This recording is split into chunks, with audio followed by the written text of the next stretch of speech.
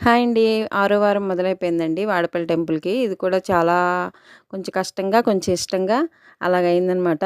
మొత్తానికైతే ఎలాగోకలాగా ఫినిష్ చేసాం. ఎలా ఫినిష్ చేసామన్నది ఈ వీడియో చూడండి. మా అక్క అయితే ఉప్మా తెచ్చింది. ఆ ఉప్మా తినేసాం.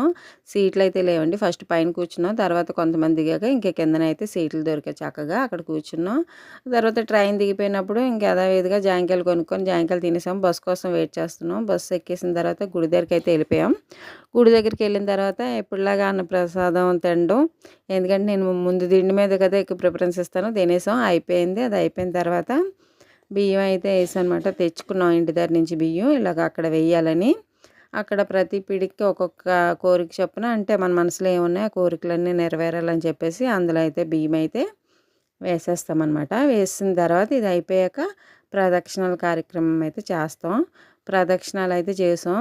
ఇది చేసిన తర్వాత ఉంటుందండి బస్సు. ఇంకా దర్శనంతో అయిపోయాక బస్సు ఎక్కాం. బస్సు ఎక్కినప్పుడు చూడండి ఆ వీడియో పెడతాను. ఎంత దారుణంగా ఎక్కుతారంటే ఖాళీ ఉన్నా సరే మేము ఎక్కము. ఇలాగ తోసుకొని తన్నుకొని ఎక్కుతాం అనేటట్టు ఉన్నారు జనాలు. ముందు అసలు మనలో మనకే ఇది క్రమశిక్షణ అనేది ఉండదండి నిజంగాను. ప్రతి దగ్గర తోసుకోవడమే. భోజనాల దగ్గర కూడా అంతే తోసుకోవడమే.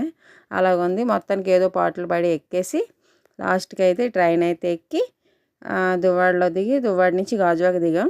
అక్కడ పానీపూరి, దహీపూరి తిందామని చెప్పేసి ఫోర్స్‌గా తినేసి ఈ వీడియో అయితే నచ్చితే లైక్ చేయండి. ఈరోజు కంప్లీట్.